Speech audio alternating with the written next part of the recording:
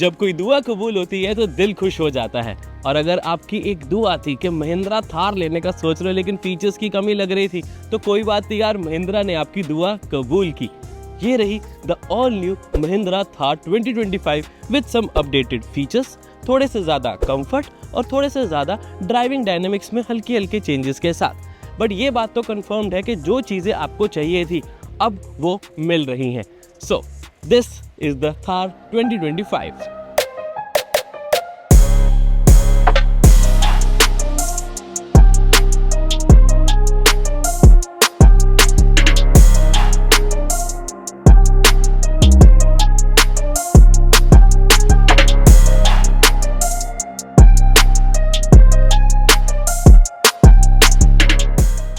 तो आज की इस वीडियो में हम इसके ड्राइविंग डायनामिक्स, नया क्या है और हाँ जो सस्पेंशन वगैरह में क्या क्या चेंज है उसके बारे में डिटेल में डिस्कशन करेंगे। तो वीडियो का एंड तक देखना आपका काम है, सारी इन्फॉर्मेशन देना मेरा काम है। तो पहले ही क्लियर कर दूं कि आपको टोटल 2 वेरिएंट्स मिलते हैं। अब उसी के अंदर 7 अलग अलग कॉम्बिनेशन है, LXT और AXT। AXT बेसिकली आपका बेस वेरिएंट रहेगा और आपको एक LXT मिलेगा जो कि टॉप वेरिएंट रखा गया। तो 2 ही वेरिएंट्स, बट क्योंकि ये petrol, diesel, rear wheel drive, manual, साथ में आपको 4 व्हील ड्राइव, ये सारे ऑप्शंस मिलते हैं with automatic transmission as well. तो आपके पास एक ऑप्शन रहेगी to choose any which you want. However कुछ लिमिटेशंस हैं, जैसे कि पेट्रोल मैनुअल टॉप वेरिएंट नहीं, थोड़ा ध्यान रखना। तो आपकी रिक्वायरमेंट जिस हिसाब की होगी इन 7 कॉम्बिनेशंस में से आप चूज कर सकते हैं। अच्छी बात ये रखी कि रियर व्हील ड्राइव अभी भी है, चाहिए था ये था कि प्राइस भी मेंटेन रखी जा सके और नए फीचर्स भी आ गए। तो सबसे पहले देखते हैं कि हम नया क्या क्या है। थोड़ा पास आओ, दिखाता हूँ। ग्रिल बॉडी कलर्ड होने के साथ साथ ये स्लैंट्स आपको वर्टिकल मिल जाते हैं और बीच में हॉरिजॉन्टल लाइंस भी हैं, but of course body colour तो आपको वर्टिकली देखने को मिल रहा है। ये लुक थोड़ी बेटर लग रही है। एक और चीज़ देखेंगे तो बम्पर अब डुअल टोन हो गया है, यहाँ पर ग्रे और यहाँ पर ब्लैक है। थोड़ी सी शाइन जब ज़्यादा होती है तो सिल्वर फिनिशिंग देता है, बट ग्रे टोन में ही ये आएगा। पहले सिंगल कलर ही था। तो अगली चीज़ आई थी ये colour, this is the tango red colour. ये आपको न्यू मिल जाता है, प्लस एक बैटलशिप ग्रे कलर मिल जाता है जो कि अभी वहाँ खड़ा है, वो भी दिखा देता हूँ, वो आपको न्यू मिलेगा। तो ये 2 नए कलर्स होने के साथ साथ फ्रंट में ये चेंजेस आपको दिखा दिए। साइड से कोई चेंज देखने को नहीं मिलेगा, अभी भी 18 इंचेस के व्हील्स, थार की साइड पे बैजिक 4x4 अगर आप 4x4 वेरिएंट ले रहे हैं, और अभी भी नॉर्मल स्टैंडर्ड की। अब लॉक अनलॉक तो मिले इसमें, लेकिन अभी भी रिक्वेस्ट सेंसर वगैरह नहीं मिलता अंदर जाने के लिए।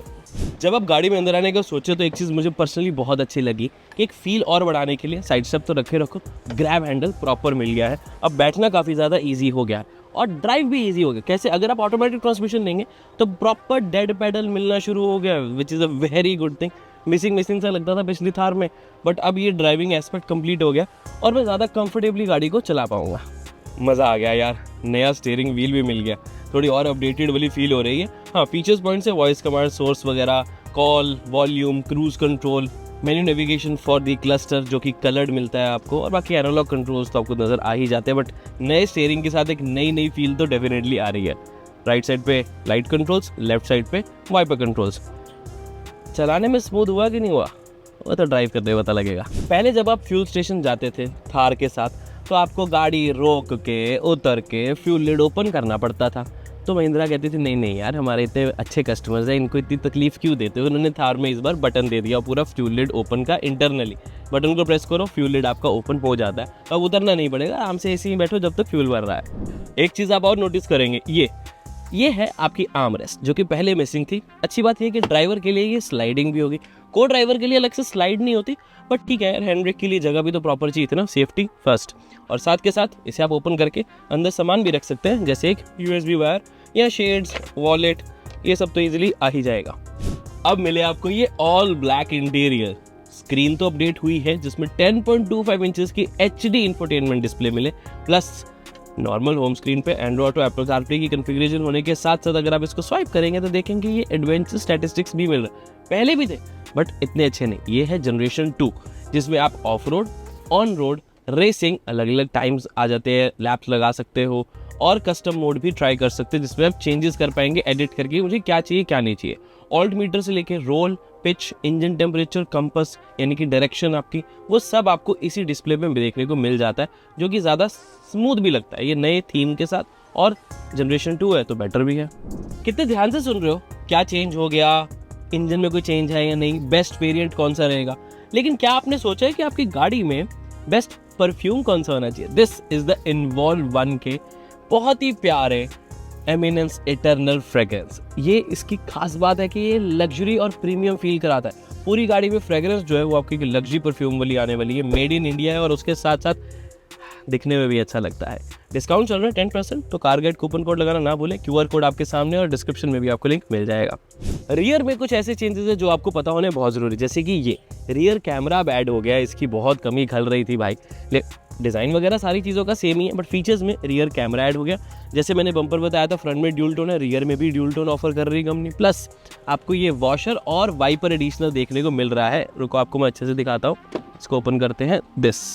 ये देखिए proper wiper and washer. Thar में ना शुरू से एक प्रॉब्लम रही है रियर पैसेंजर्स के लिए। अब जो पीछे बैठना चाहता है ना, उसके लिए एंट्री एग्जिट से लेकर फीचर्स हमेशा एक छोटी सी एक प्रॉब्लम रही है। और जब अंदर बैठना है तो दरवाज़ा पूरा खोलो और उसके बाद इसको अप करो ताकि थोड़ा सा स्लाइड हो, और हल्का सा आगे को करना चाहते हो तो एक ऊपर और लेवर दिया गया, जिससे अभी सीट जो है वो पूरी आगे हो जाती है। तो आपके पास इतनी ही जगह बचती है अंदर जाने के लिए। अब चलिए अंदर। अब ये जो ग्रैब हैंडल अलग से एक्स्ट्रा आ गया है, इसका भी तो एडवांटेज लेना है कि अब बैठना यहाँ पर भी ईजी होगा। मतलब फ्रंट के लिए तो ईजी हुआ ही, रियर के लिए भी थोड़ा सा ईजी और हो गया। इसको पकड़े और सीधा एक पैर अंदर और पूरा ऐसे जाके बैठ जाओ। स्पेस तो है। अब कंफर्ट जो फ़र्क आया है वो सीट्स में तो नहीं आया लेकिन रियर AC वेंट्स मिलने लग गए हैं। तो पीछे जो गर्मी लगती थी वो सोल्यूशन अब कंपनी ने दे दिया है। तो रियर AC वेंट्स होने के साथ साथ टाइप C चार्जिंग पोर्ट और 12 वोल्ट का सॉकेट एडिशन हो गया है, जिसकी मदद से अब मैं लैपटॉप चार्ज करना चाहता हूँ, फ़ोन चार्ज करना चाहता हूँ, या वैसे ही रिलैक्स होना चाहता हूँ इस रियर AC वेंट के साथ, वो हो सकता हूँ। बाकी ऊपर स्पीकर्स, ये roll cage for safety, side पे ग्रैब हैंडल छोटा सा, ये सब तो सही मिल ही रहा है। Headrest obviously these are adjustable, but हाँ कंफर्ट तो आप जानते हो कि थार में अंदर उतना ज़्यादा कंफर्ट नहीं है, क्योंकि ये ऑफ रोडिंग के लिए बनी है। कंफर्ट चाहिए तो थार रॉक्स अवेलेबल है तो सही। सिर्फ फीचर्स में चेंज नहीं है, ड्राइविंग में भी आपको चेंज देखने को मिलेगा। सबसे इंपॉर्टेंट, सबसे खास चेंज है इसका ये स्टीयरिंग। पहले तो खराब रास्तों पे बहुत तेज कांपता था, उसकी एक वीडियो दिखा देता हूँ आपको, वो ज़रूर देखो। लेकिन अब ऐसा नहीं है। दिस इज़ क्वाइट इंटरेस्टिंग, काफ़ी स्मूथ हो गया है कंपैरेटिवली। एंड देखो अभी भी देखो, हम इस सेगमेंट में सब 4 मीटर कैटेगरी SUV सेगमेंट में देखें तो वो गाड़ियाँ जो और आती हैं XUV 3XO की अगर बात करें, बहुत कंफर्टेबल, बहुत स्मूथ, अलग अलग ड्राइविंग मतलब स्टीयरिंग मोड्स के साथ आती हैं वो तो। लेकिन ये चीज़ें थार में अवेलेबल नहीं है। Thar is for different category people, off roading capabilities. लेकिन उसके हिसाब से भी ऐसा तो नहीं है कि सिर्फ ऑफ रोडिंग करोगे, आप तो गाड़ी शहर में भी चलाओगे। तो जब गाड़ी शहर में चलाओगे तब स्टीयरिंग तो आपका काफ़ी सही हो गया है एज़ कम्पेयर टू पहले। सस्पेंशन देखो अभी भी ऑब्वियसली थोड़ी सी स्टिफ है, आवाज़ आएगी, झटके महसूस होंगे, रोड आपको फील होती है। बट कंपनी ने हमें कहा है कि जिस हिसाब से थोड़े फीचर भी ऐड किए, इन्होंने थोड़ी सी सस्पेंशन में भी ट्यूनिंग करी है। अब बहुत ज़्यादा तो देखो हमने नहीं चलाया। रिसेंटली अभी हम इसे थार को जो पहले वाली थी उसको करजत लेके गए थे बॉम्बे से, तो अच्छा खासा ड्राइव किया था।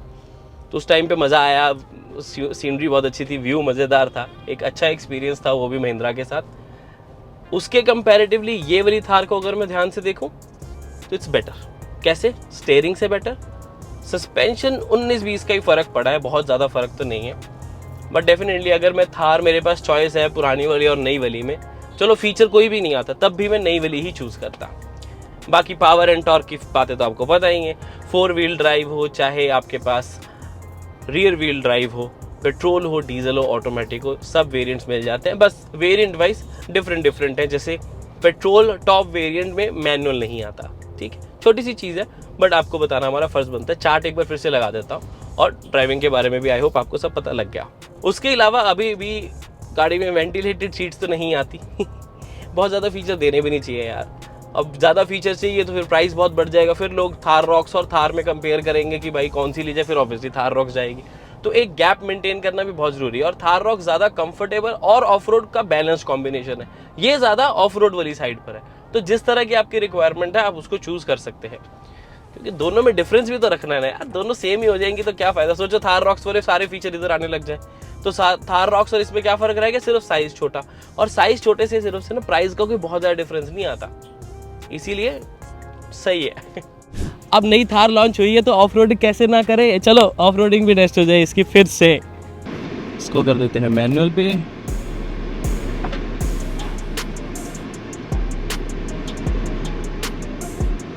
गाड़ी कितना झेल सकती है, अलग अलग डिग्री इस पे पता लगता है सही में। मैं सर से पूछता जाऊंगा सर ये पहले वाला कितने डिग्री पे था? ये तो अराउंड 10-15 हुए थे। हाँ, धीरे धीरे हम बढ़ते जाएंगे, 45 तक जाएंगे। एंड ये भी अराउंड 15 है। ठीक है सर, ये 20 हो गया होगा। हाँ जी, ये वाला ज़्यादा होगा। यस, दिस क्लोज टू 30-35 होगा और अब होगा 45। राइट लेके गया।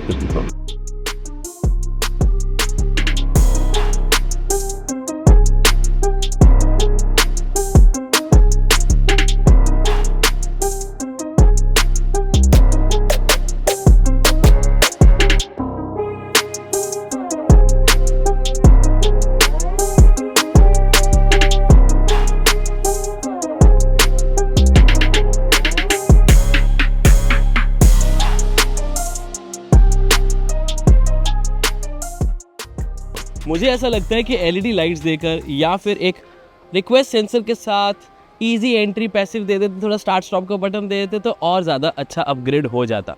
बट हाँ, काफ़ी चीज़ें आ गई। रियर कैमरा वेटेड था, फ्यूल लीड वाली ऑप्शन मुझे अच्छी लगी और उसके साथ साथ नया स्टीयरिंग और नई टच स्क्रीन भी। अब कहना ये सही होगा कि अगर ज़्यादा कंफर्ट आपको चाहिए तो थार रॉक्स आपके लिए अवेलेबल है, लेकिन अगर आपको बहुत ज़्यादा कंफर्ट नहीं, आपको चाहिए कि यार ऑफ रोड कैपेबिलिटीज़ भी हो, खर्चा थार रॉक्स वाला नहीं करना, तो थार में भी अब काफ़ी ज़्यादा फीचर्स ऐड हो गए हैं और काफ़ी हद तक ही ऑलमोस्ट कंप्लीट हो गई है, ये मेरा मानना है। आपको क्या लगता है और क्या अपडेट किया जा सकता था? नीचे कमेंट करके ज़रूर बता दें।